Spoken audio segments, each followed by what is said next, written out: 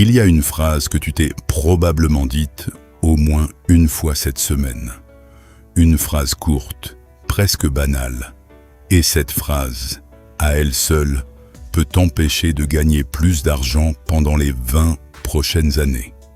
Dans cette vidéo, tu vas découvrir les croyances sur l'argent installées dans ta tête sans que tu t'en rendes compte. Et celle qui fait le plus de dégâts n'est probablement pas celle à laquelle tu penses. Je te la révèle au milieu de la vidéo. Si ton compte en banque ne ressemble pas à ce que tu voudrais, ce n'est pas forcément un problème de revenus. C'est souvent un problème de logiciel mental.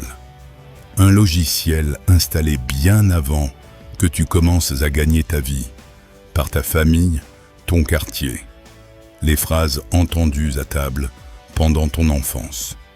Ce logiciel, tu vas le voir tourner en arrière-plan tout au long de cette vidéo. Je vais te montrer comment il agit sans que tu le vois. Et à la fin, une méthode en 3 étapes pour le reprogrammer. Mais d'abord, il faut identifier ce qui tourne chez toi en ce moment. Croyance 1. L'argent corrompt. Première croyance, très répandue. L'argent serait une source de problèmes. Que gagner plus te rendrait égoïste ou abîmerait tes relations. Pose-toi cette question honnêtement. As-tu déjà hésité à demander une augmentation parce que ça te semblait trop demandé? As-tu déjà minimisé un succès financier devant tes proches, presque par gêne?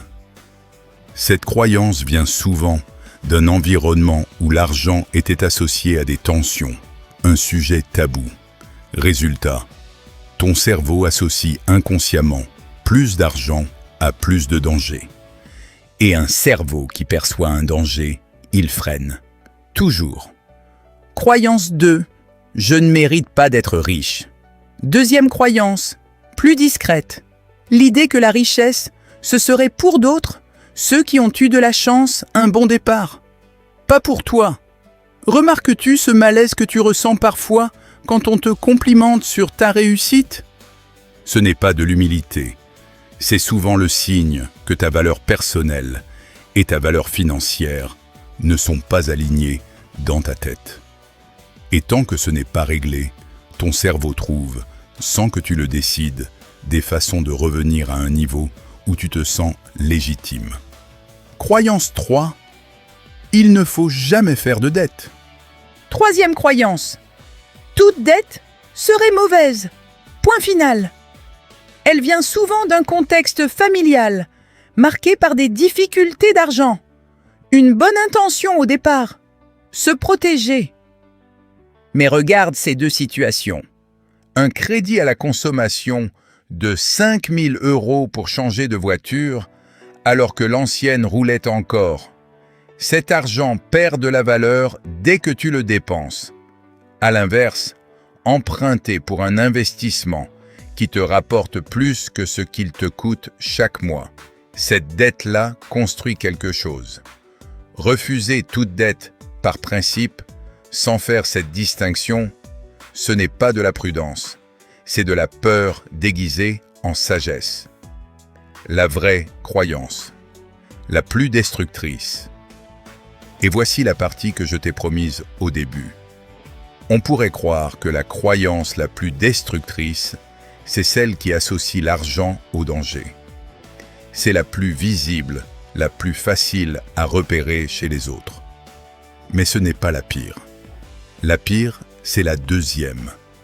Je ne mérite pas d'être riche. Pourquoi? Parce qu'elle ne se voit presque jamais de l'extérieur. Elle ne se manifeste pas par un refus explicite d'investir. Elle se manifeste par des sabotages discrets. Une opportunité qu'on laisse filer pour plus tard. Un projet qu'on ne lance jamais tout à fait. Une négociation qu'on abandonne juste avant la fin. Une croyance qui agit dans l'ombre.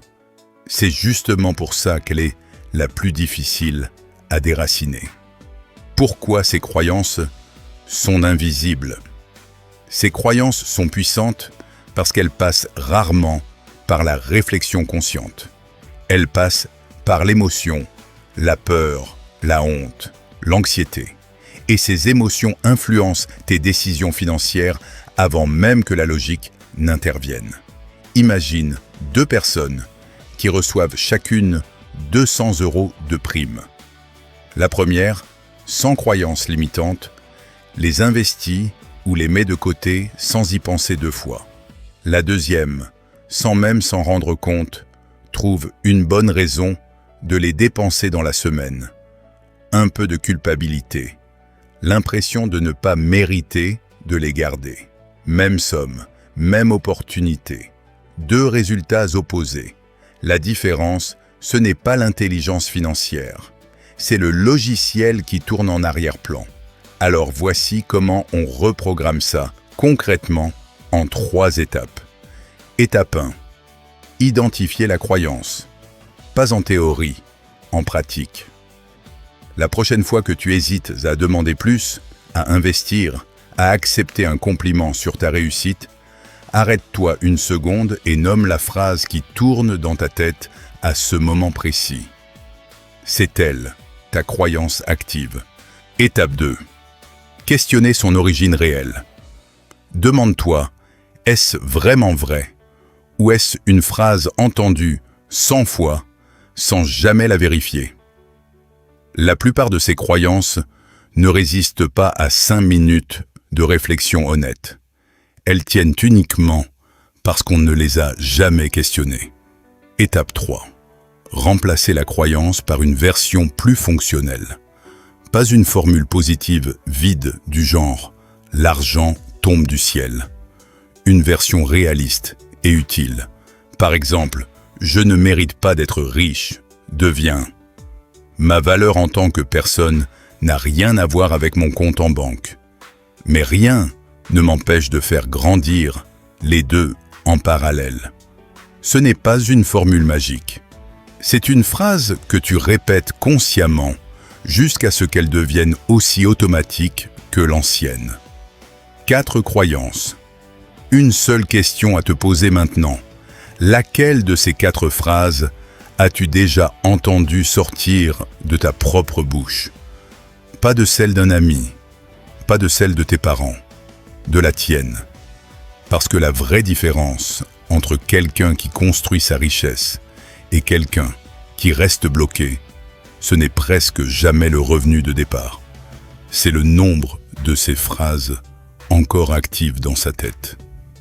Je te disais au début qu'une simple phrase pouvait t'empêcher de gagner plus pendant 20 ans. Maintenant, tu sais laquelle chercher et comment la démonter. Alors dis-moi en commentaire, laquelle de ces 4 croyances tu viens de reconnaître chez toi ?